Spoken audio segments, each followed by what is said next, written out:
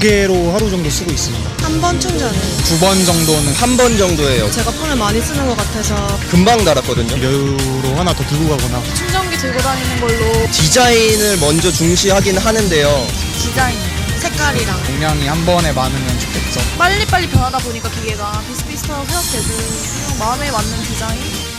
항상 배터리 용량 때문에 불안하고 부족하다고 생각하는 사람들, 과연 사용자를 만족시킬 수 있는 진격의 배터리는 존재할까요?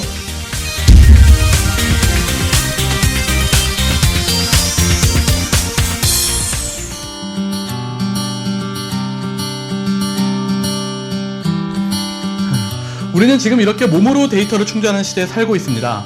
배터리도 몸을 움직여서 충전할 수 있다면 얼마나 좋을까요? 스마트폰이 대중화되면서 배터리 용량에 대한 불안감과 불만도 커지고 있는데요. 과연 언제쯤 만족하는 시대가 올까요? 지금 우리가 사용하고 있는 휴대폰 배터리가 얼마나 발전했는지 한번 알아봤습니다. 예전에 사용했던 피처폰 기억나시죠?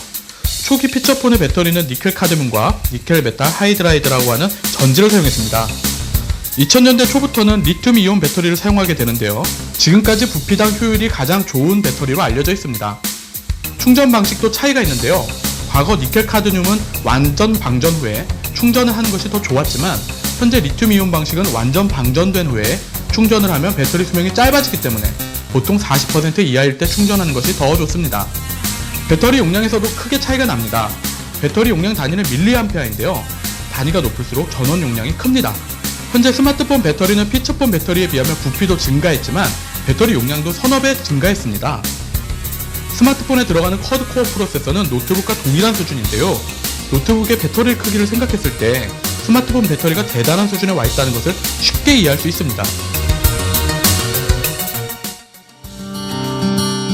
이처럼 현재 배터리의 기술력은 우리가 생각한 것보다 훨씬 대단한 수준으로 발전해왔습니다. 하지만 지금의 기술력으로는 사용자들이 만족할 만한 진격의 배터리는 나올 수가 없는 상황인데요. 과연 소비자들은 배터리 용량에 대해 어느 정도 집착하고 있는지 직접 현장을 취재해봤습니다. 화면 큰 거 좋아하시는 분들은 노트2나 G 프로 같은 경우 많이 찾으시는데 크기가 크기 때문에 그만큼 배터리 소모도 빨리 돼서 사용 시간은 비슷합니다 라고 저희는 설명을 해드리고 있어요. 일단은 요즘 디자인이라든지 이런 거 위주로 많이 보세요. 그래서 베가 아이언폰이나 아이폰 5 같은 경우는 그립감이나 이제 디자인적으로 보시는 분들은 많이 선호를 하시는 편이에요. 결국 스마트폰 구매 시 배터리의 용량은 결정적 요소는 아니라는 건데요. 이 전문가들도 배터리 용량을 늘리는 것보다는 다른 방식으로 배터리 사용성에 대한 답을 찾고 있습니다. 당사의 스냅드래곤 프로세서는 퀄컴 고유의 비동기식 멀티프로세싱 기술을 바탕으로 필요한 작업량에 맞춰 각각의 CPU 코어가 독립적으로 작동하도록 설계되었습니다. 각 코어가 파워와 스피드를 다이나믹하게 조절하여 필요한 순간에 꼭 필요한 만큼의 전력만을 소비하기 때문에 스냅드래곤이 탑재된 디바이스들은 최적의 전력으로 더 오래, 더 길게 사용이 가능해집니다.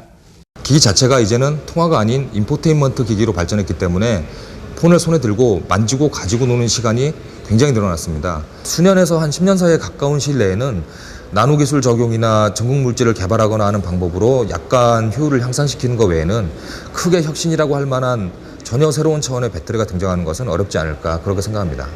그렇기 때문에 배터리의 용량 증가의 한계를 극복하기 위해서 모바일 기기 제조사에서는 전력 효율화 쪽에 초점을 맞추고 있는데요. 배터리의 온도와 프로세서의 속도나 디스플레이 밝기 등을 제어해가지고 최적의 충전 환경이 되도록 충전 전류 자체를 항상 조절하는 그런 알고리즘을 개발하고 있습니다. 또한 배터리 충전 및 사용의 효율성을 고민하고 있는데요.